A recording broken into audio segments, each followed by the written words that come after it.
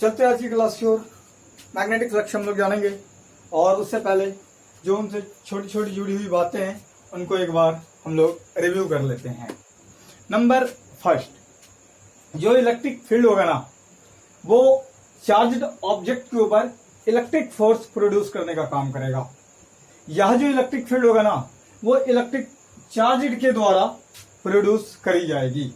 Next बात, जो magnetic field होगा ना वो मैग्नेटिक फोर्स क्रिएट करेगा। जो मूविंग चार्ज होगा या तो फिर कोई मैग्नेटिक ऑब्जेक्ट होगा उनके ऊपर मैग्नेटिक फोर्स क्रिएट करने का काम करेगा मैग्नेटिक फील्ड।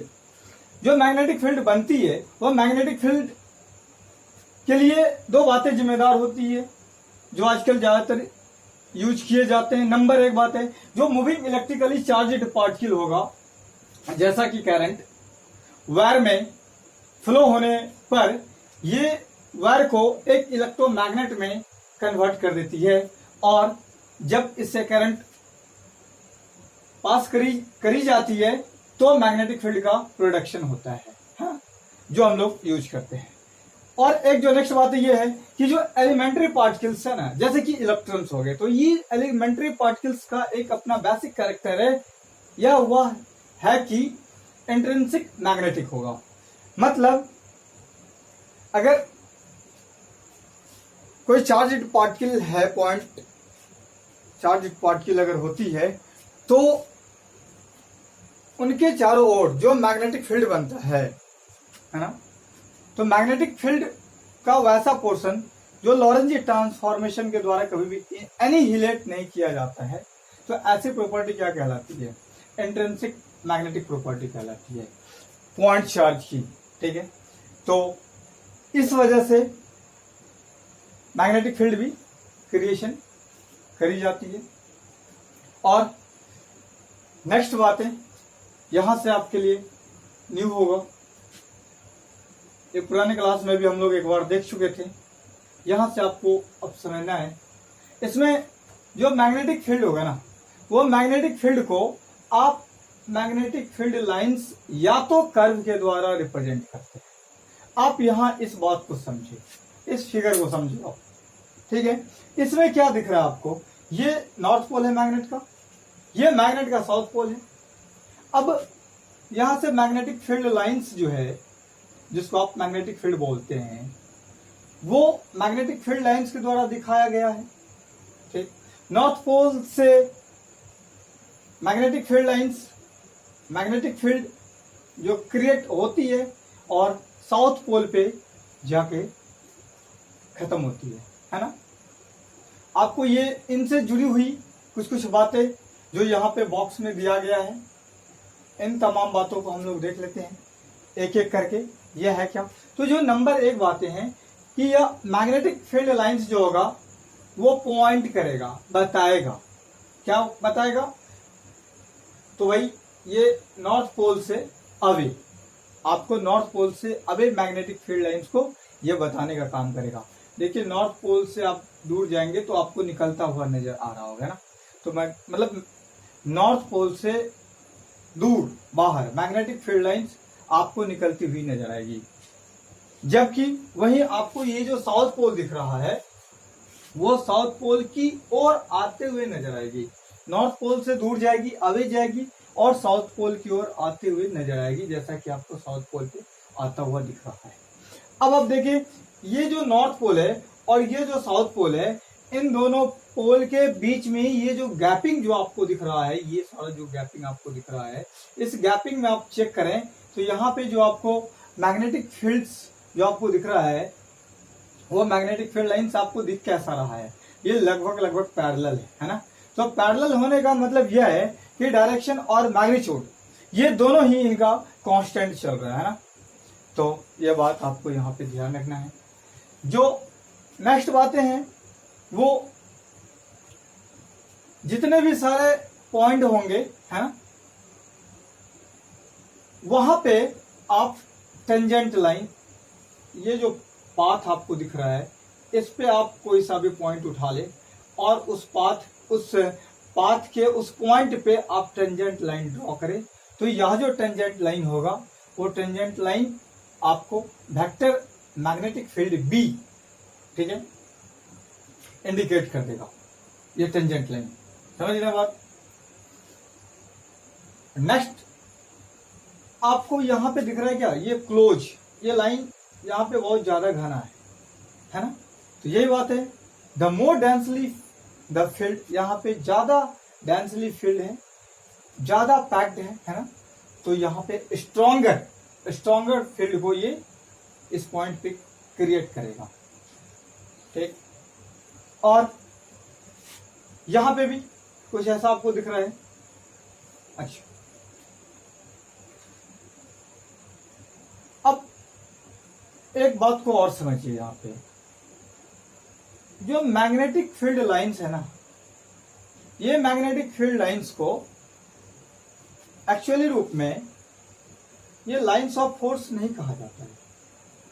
कारण क्या है कि जो मैग्नेटिक फील्ड है ये अपने आप में उसके अंदर जो कोई भी चार्जड पार्टिकल है उनके ऊपर फोर्स की डायरेक्शन को नहीं बता पाता है।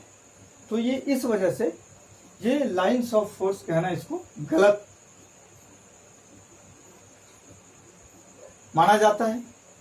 और जैसा कि आपको यहां पे दिख रहा है ये इसी का फिगर है जो आपको दिख रहा है कि ये डायरेक्शन में मैग्नेटिक जो फील्ड है, मैग्नेटिक फील्ड लाइंस के डायरेक्शन में आपको फोर्स का डायरेक्शन दिख रहा है, जो ऐसा कभी पॉसिबल नहीं होता है, ठीक है। और फोर्स का डायरेक्शन ये दो बातें पे निर्भर करती है। एक बात तो ये कि उन पार्टिकल्स का वेलोसिटी क्या है, दूसरी कि उनका साइन क्या है, और जो चार्ज पार्टिकल्स आपने रखा है उनका साइन क्या है। जैसा कि आप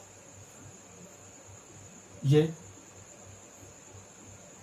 एफ वेक्टर बराबर Q B vector cross B vector. अब यहां पे एक तो क्रॉस का मतलब जो आपको समझना है, तो क्रॉस क्या कर रहा है, ये क्रॉस आपको यह बताता है जो वेक्टर है ना, वो वेक्टर का जो डायरेक्शन है ना वो किधर में है, तो प्लेन के अंदर है, ठीक है। वहीं जो डॉट वाली आप डॉट अगर आपको कहीं दिख रहा है तो समझ जाइए ये प्लेन के आउटवर्ड है, वेक्टर का जो डायरेक्शन है वो प्लेन के आउटवर्ड है। उस कंडीशन में आपको डॉट नजर आता है ना, और क्रॉस नजर आएगा तो प्लेन के अंदर, ये आपको इनटू द प्लेन, ये बात यहां से ध्यान रखेंगे। और डॉट से आप ये बात ध्यान रखेंगे, और ये बात समझ में आ गई। नेक्स्ट बात है, आ जाइए इधर में।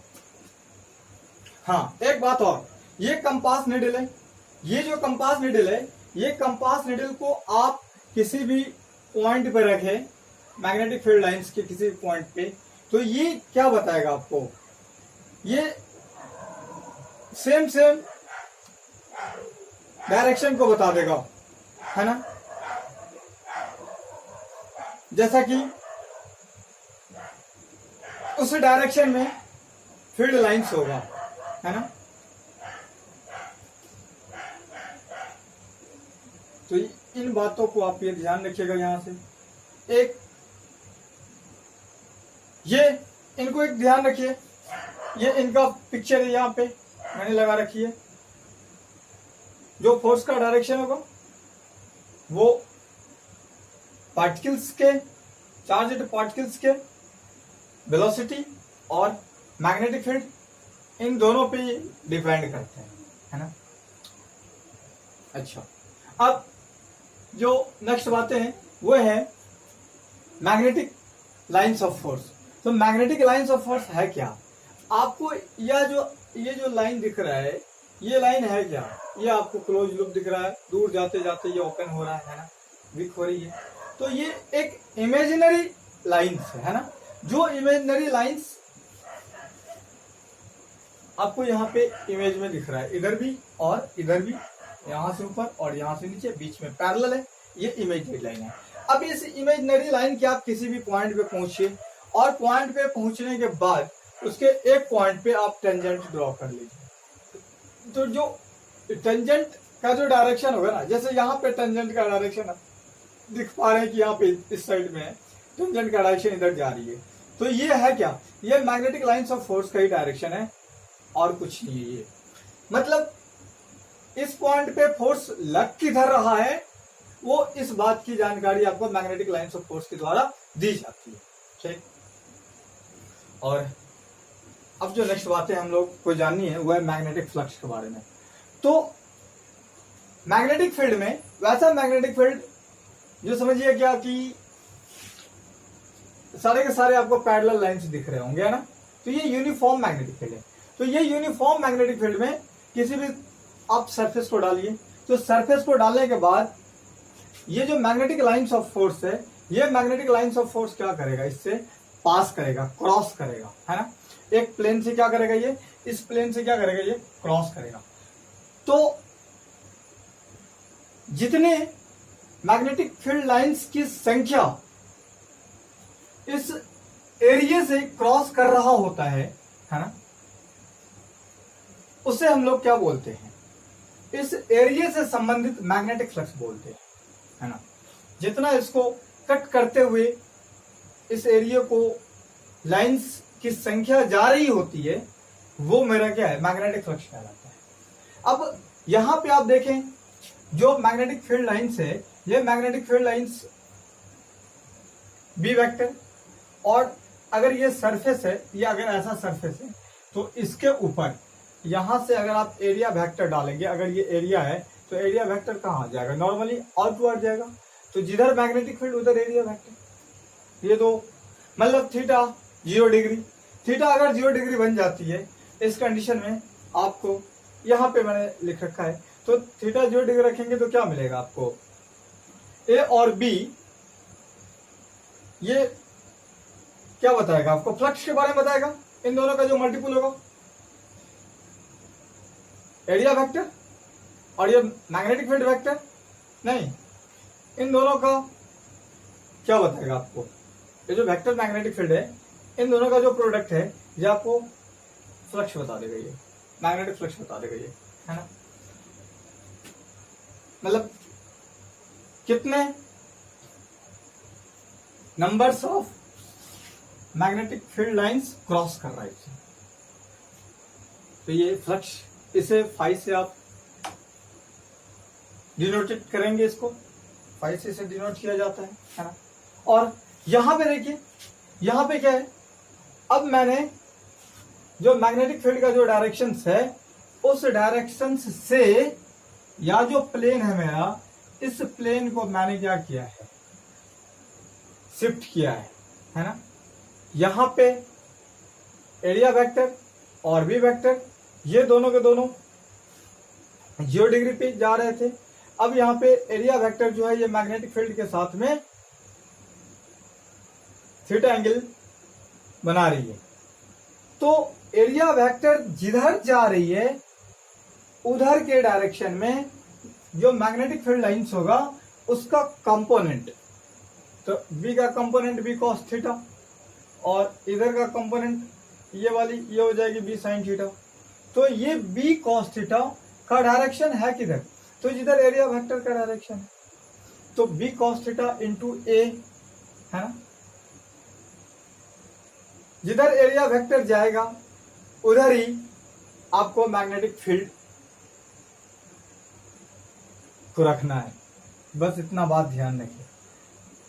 तो एरिया वेक्टर के डायरेक्शन में मैग्नेटिक फील्ड बी ना जा करके बी का कंपोनेंट बी कॉस थीटा जा रहा है, तो इस कंडीशन में ये बी कॉस थीटा और जो एरिया वेक्टर है, तो इन दोनों का जो मल्टीप्लाई होगा, है ना, ये इन दोनों का मल्टीप्लाई बोले तो डॉट प्रोडक्ट, और आप जानते हैं बी ए कॉस थीटा बराबर A vector dot B vector, या फिर B vector dot A vector, ठीक है।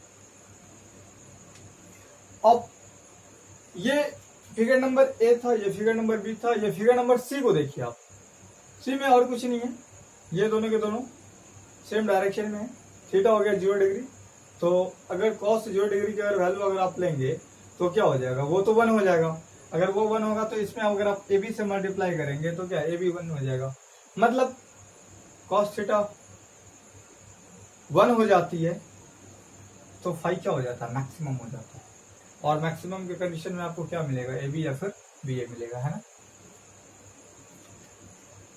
और जो डी नंबर है, इस डी नंबर में देखिए इस प्लेन को, ये जो प्लेन है आपको दिख रहा है, ये प्लेन को बिल्कुल ही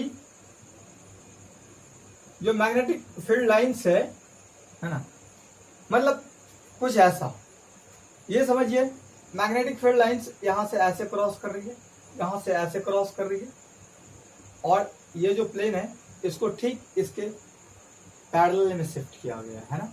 तो पैरेलल में अगर आप शिफ्ट करेंगे तो ये जो number of magnetic lines of जो फोर्स होगा, ये मैग्नेटिक लाइंस ऑफ फोर्स इस प्लेन से जाएगा क्या, मतलब ये सीधा चला जाएगा, है ना, ऐसे चला जाएगा।